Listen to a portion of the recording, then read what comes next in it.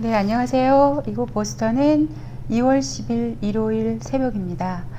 뉴욕타임즈 썬데이판 읽고 있다가 글쎄 함께 한번 훑어보면 어떨까 싶어서 한국 뉴스에 잘 나오지 않는 기사를 중심으로 휙하니 훑어보도록 하겠습니다. 썬데이판이라서 두툼합니다. 그래서 빨리 일면 기사 A tidal wave of toxic mud. 이거는 그 브라질에서 발생한 탄광댐이 무너져서 많은 희생자를 낸 그 내용입니다. 이게 한마디로 인재였습니다. 그 내용을 분석하고 있어요. 154명의 사람들이 지금 실종이 되어 있습니다. 많은 환경 파괴가 이루어지고 있고요. 네, 그리고 왼쪽 기사는 Cold as hell, a dark week in a harsh jail.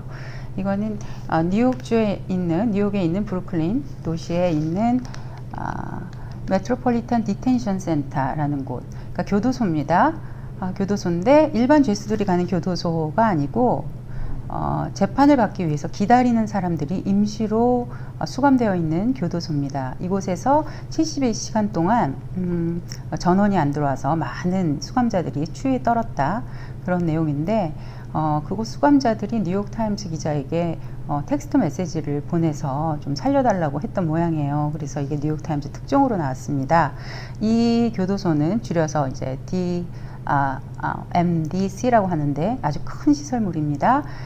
이곳은 재판받기 위해서 임시로 머무는 곳이다 보니까 많은 사람들이 왔다 갔다 합니다. 시설이 열악합니다. 이곳에 보통 이제 금요일 날 경찰이 범인을 체포하면 이곳에 수감시키는 경우가 많은데 범인이 처음에는 뻔뻔하게 나오다가 이곳에 한번 들어가면 태도가 돌변해서 빨리 재판받고 정식 교도소에 가게 해달라고 애원을 한다고 합니다. 정식 교도소는 일상생활이 영위하는 곳이니까 좀 시설이 나은 곳이죠. 이곳보다는 나았기 때문에 그만큼 이제 열악한 시설을 가지고 있는 곳인데 엎친 데 덮친 격으로 이렇게 전원까지 안 들어와서 살인적인 추위, 아주 지옥 같았을 것 같습니다. 지옥의 지옥입니다. 그리고 오른쪽 기사, 지금 이미 버지니아 주에서는 그 주지사와 주지사가 지금 큰 논란에 휩싸여져 있는데, 주지사인 경우에는 라이프 로덤이라는 주지사입니다. 민주당. 대학 시절, 의대 다니던 시절에 흑인 분장을 하고 어느 쇼에 나왔던 모양입니다. 그래서 인종차별 논란이 있고요. 부주지사 미스터 페어팩스는 지금 성추행 논란이 있습니다. 근데 이제 민주당, 그러니까 진보 성향에 있는 사람들이 퇴임 압력을 넣고 있어요.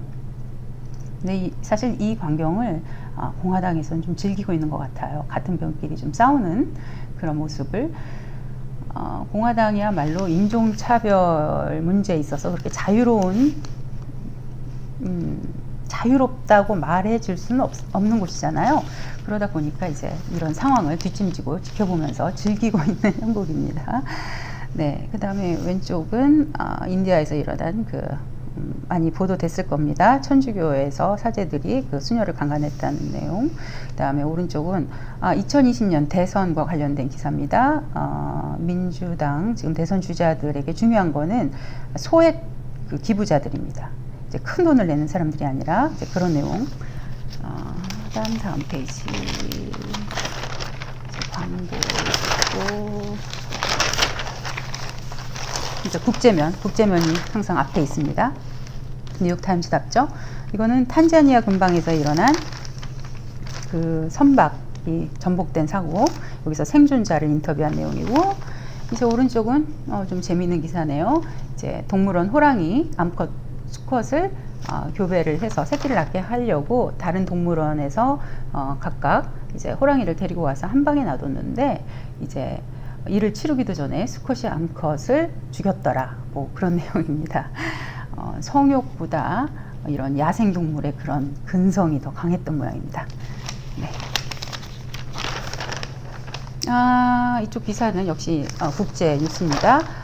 아프리카, 알카에다가 지금 이 테러를 하면서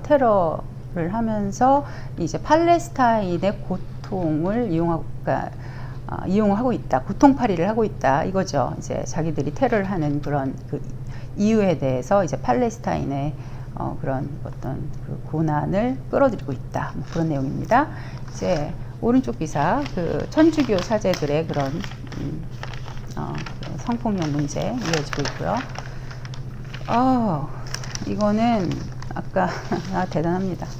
그 브라질 그 탄광댐에 대한 왜 이런 사건이 일어났는지에 대해서 아주 엄청나게 분석을 해놨습니다. 대단합니다. 역시 뉴욕타임즈예요. 자기 나라도 아닌데 물론 미국에는 브라질 사람들 많이 삽니다. 이 댐이 그러니까 탄광댐이 왜 탄광댐이냐면 이 탄광에서 그 흘러나온 그 오염 물질들 를 이제 그 댐을 이용해서 이렇게 가둬놨는데 이것이 터지면서 이렇게 이 강이 오염되고 있는 이런 경로들이 다루고 있고요. 왜 이런 일이 일어났느냐 이렇게 보니까 세상에 컴팩트 디rt 흙으로 이제 기반을 쌓아서 만들어진 댐이라고 합니다. 그러니 약할 수밖에 없겠죠. 와우. 다음 페이지도 풀 페이지로 이 탄광댐에 대한 기사를 다루고 있습니다. 그러니까 이게 문제가 뭐냐면 인스펙터들, 그러니까 인스펙터들이니까 이렇게 조사하는 그 안전을 안전한지 안 한지 조사하는 그런 인스펙터들이 이 댐 회사에서 이렇게 계약되어 있는 사람들이니까 좋은 얘기만 한 거예요. 이 댐 괜찮다, 괜찮다. 그러다 보니 뭐 안전 문제는 뭐 뒷전으로 이렇게 두게 된 것이고 사이렌만 울렸어도 다 죽지는 않았을 텐데 역시 아무런 안전시설이 되어 있지 않았던 인재였습니다. 그리고 오른쪽 기사 역시 예, 그 독일에서 한국으로 따지면 이제 국정원이라고 부를 수 있는 이런 안보기관을 더 크게 확장해서 새 건물을 얻어갔다라는 내용이고, 이거는 이제 핀란드 얘기입니다. 이거는 좀 한국에서 관심이 있으려나요? 핀란드 하면 복지의 모델로 많이 상정되는 그런 나라잖아요. 근데 이 핀란드에서 최근에 실험을 했는데 그 실업자들을 대상으로 원래 이제 핀란드의 그 실업 수당이 아주 좋습니다. 그리고 일을 안 하면 뭐 글쎄 아주 오랫동안 돈을 받을 수가 있어요. 지원을 받을 수가 있는데 그래도 이제 정부에서는 일을 하도록 독려를 해야 하잖아요. 그러니까 이 실업자들 2,000명을 대상으로 해서 어떤 실험을 했냐면 한 달에 560유로, 그러니까 달러로 635달러를 매달 지급을 할 테니 일을 해라. 어디서든 뭐 635달러보다 더 벌면 좋은 거고 못 벌어도 우리가 635불을 보장해 주겠다, 이런 실험을 했는데 실험 결과가 뭐 그렇게 썩 좋지는 않았나 봅니다. 많은 실업자들이 별로 일자리를 찾지 않았다고 합니다. 물론 이제 어떤 전문가들은 이런 실업자들이 원래 기술이 좀 없고 이러다 보니까 못했을 것이다, 뭐 이런 얘기도 하고 있고요. 근데 또 일을 한 사람들은 또 행복했대요. 너무 좋았대요. 자기 성취도 할 수 있고 일하면 얼마나 좋습니까? 근데 의외로 별로 반응은 시큰둥했다고 합니다. 그래서 근데 이러다 보면은 이렇게 세금을 지원을 해서 일을 하도록 독려를 했는데도 일자리를 찾는데 사람들이 소극적이라면 세금 낭비가 아니냐, 이런 논란이 있을 수가 있는 거죠. 그리고 스위스에서도 비슷한 법안을 마련했었는데 2016년에 이제 국민들이 반대해서 이제 무효됐고, 이탈리아에서도 이런 비슷한 법안을 지금 만들려고 하고 있다고 합니다. 네. 이제 국내 뉴스, 이거는 이제 멕시코에서 흘러나온 아주 쓰레기들이 이제 캘리포니아에 있는 멕시코 국경을 아주 더럽히고 있다, 환경 오염을 시키고 있다라는 내용입니다. 이제 강인데 거의 도랑 같죠. 그리고 멕시코 같은 경우는 환경 그 규제가 심하지 않기 때문에 많은 쓰레기들이 넘쳐나고 있고, 이게 이제 미국까지 오고 있는 거죠. 그 내용입니다. 이제 오른쪽은 아까 얘기했던 그 교도소 얘기가 쭉, 아무래도 뉴욕타임즈고 하다 보니까 이제 뉴욕 얘기에 좀 더 할애를 한 것 같습니다. 그리고 왼쪽 기사는 정치 뉴스입니다. 지금 지난해 12월 22일 연방정부가 셧다운 있죠. 한국에서도 이제 많이 보도가 됐을 텐데 트럼프가 멕시코 장벽을 세울 예산을 달라 57억 달러로 제가 기억하는데 그것을 주지 않으면 예산안에 사인하지 않겠다. 그래서 결국 예산안이 통과가 되지 않아서 연방정부 셧다운 사태가 일어났는데 이제 최근에 트럼프가 임시로 풀었습니다. 그래서 그동안 이제 다시 연방정부 기관들이 돌아가고 공무원들도 급여를 받고 있습니다. 다시 받기 시작했습니다. 그런데 이 물밑 작업하는 그 장면입니다. 왜냐하면 이 민주당도 마냥 그 트럼프의 요구를 거절할 수 없는 상황입니다. 물론 이제 멕시코 장벽을 세우는 그런 예산을 줄 수 없다고 얘기를 하지만 궁극적인 목적은 트럼프가 승리했다. 자기의 목적을 얘기 승리했다라는 빌미를 주고 싶지 않은 게 더 우선적이라고 생각을 해요. 여기서 보면 House Appropriations Committee 이게 예산 집행위원회입니다. Appropriations Committee가 예산 집행위원회인데 이 예산 버짓 커미티가 이 예산을 마련하는 곳이라면 이것은 집행하는 기관인데 이곳의 위원장이 니타 로이라는 81세 그 위원장님 민주당 위원장님과 지금 공화당 의원이랑 지금 얘기를 하는 장면입니다. 어떻게든 이 문제가 빨리 해결이 됐으면 좋겠습니다.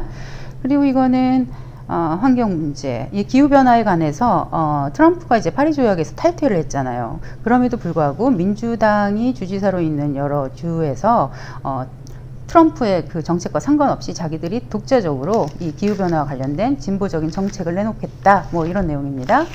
이제 오른쪽 트럼프의 사진이 처음 등장했습니다. 이거는 트럼프를 비판하기 위해서 만든 기사입니다. 트럼프가 자기가 더 국방력을 강화시켜놨다 이렇게 자랑을 했어요. 최근에 의회에 가서 연설했죠. 예산도 더 늘려놨고 강화했다고 하지만 전문가들은 동의하지 않는다. 오바마 때랑 사실 알고 보면 비슷하다 이런 얘기입니다. 근데 트럼프가 또 무슨 얘기를 했냐면 이제 북한 문제가 처음 나옵니다. 그러니까 북한의 위협에서 더 안전하게 이 나라를 보호했다 이런 내용인데 뉴욕타임즈의 분석은 다릅니다.